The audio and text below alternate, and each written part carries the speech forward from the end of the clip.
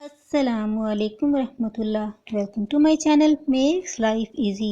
अल्लाह सुब्हाना ताला आपको सुख सेहत और आसानियाँ अता फरमाए। शकरकंदी खाने में लज्जत से भरपूर और खाने में आलू जैसी ग़ज़ाइयत की हामिल है। ये एक जड़ है। पाकिस्तान और भारत में ये बहुत ज़्यादा मिक़दार में पाई जाती है। इसे बच्चे ख़ास तौर पर पसंद करते हैं क्योंकि ये थोड़ी मीठी होती है, इसीलिए इसे इंग्लिश में स्वीट पोटैटो कहते हैं। आज मैं शकरकंदी की खीर बनाऊंगी जो बहुत लजीज होती है। इसके लिए मैंने हाफ केजी स्वीट पोटैटो लिए हैं। इसे उबालकर क्यूब्स में काट लिया है।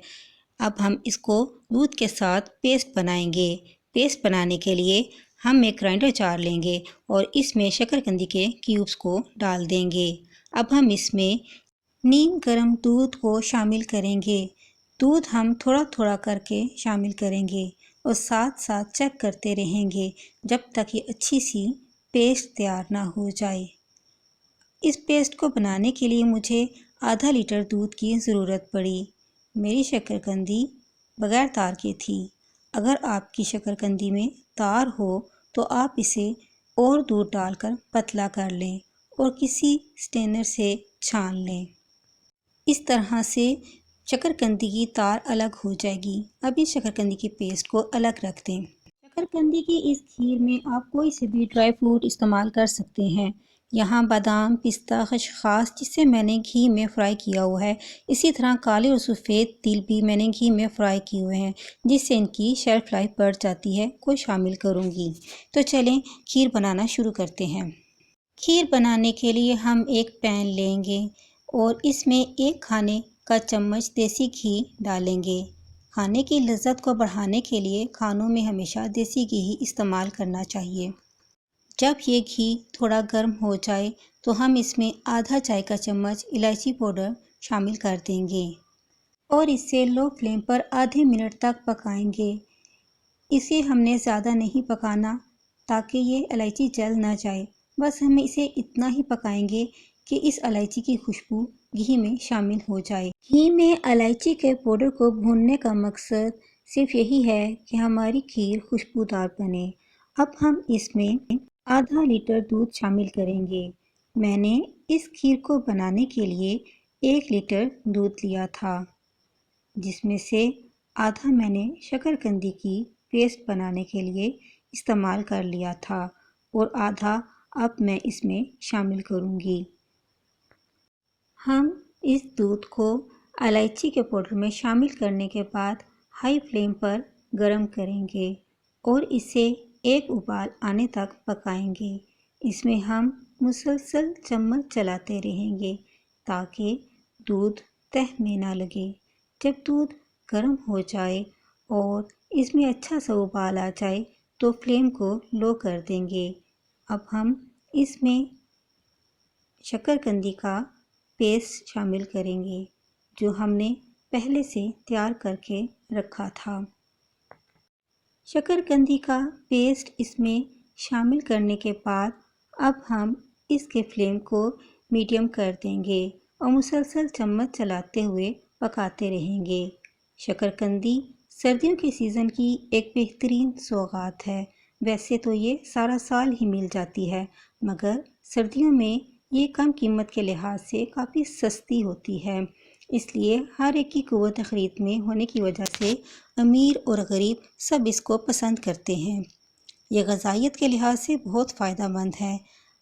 अगर आप इसकी ग़ज़ाइयत के बारे में जानना चाहते हैं तो आपको मेरे चैनल पर शकरकंदी ताकत का ख़जाना के नाम से वीडियो मिल जाएगी।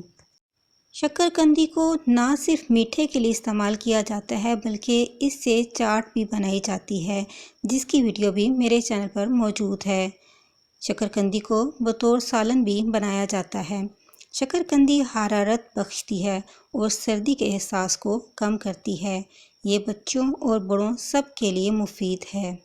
अगर आपको मेरी ये वीडियो पसंद आए तो लाइक और शेयर करें। चैनल पर नए हैं तो सब्सक्राइब करें। बेल नोटिफिकेशन को ऑन कर लें ताकि मेरी हर नई आने वाली वीडियो आप तक बर वक्त पहुँच सके। खीर को पकते हुए मीडियम फ्लेम पर तकरीबन 5 मिनट हो चुके हैं। अभी ये काफ़ी पतली है।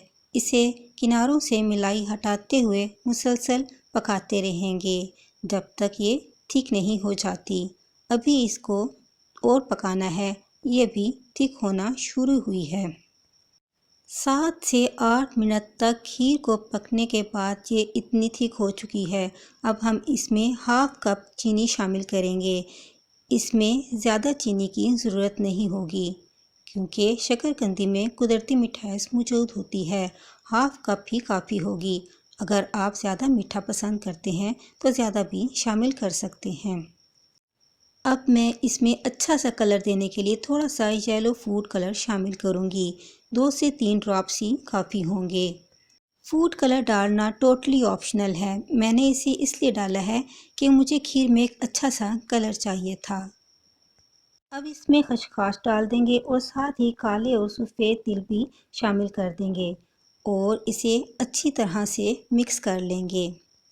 اب یہ کافی حد تک ٹھیک ہونے لگی ہے۔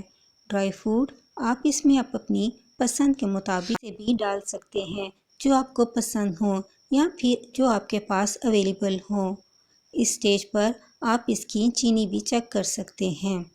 کھیر تقریباً تیاری کے آخری مراحل میں ہے۔ جب یہ پکتے ہوئے اتنی ٹھیک ہو جائے کہ یہ چمچ پر ٹھہرنے لگے تو آپ اسے پکانا بند کر دیں اور اس کے فلیم کو آف کر دیں۔ اسے اب زیادہ ٹھیک نہیں کرنا کیونکہ یہ ٹھنڈا ہونے پر بھی مزید ٹھیک ہو جائے گی۔ اب میں آپ کو اسے ڈش آؤٹ کر کے دکھاتی ہوں۔ لیجیے، گارنش کرنے کے بعد ہماری کھیر تیار ہے۔ یہ اتنی مزیدار ہوتی ہے کہ آپ اسے بار بار بنانا پسند کریں گے۔ بچے اور بڑے سبھی شوق سے کھائیں گے۔ طاقت اور غذائیت سے بھرپور کھیر کو آپ اپنی غذا کا حصہ بنائیں، مہمانوں کے لیے تیار کریں اور داد وصول کریں۔ خوش رہیں، خوشیاں بانٹیں۔ السلام علیکم۔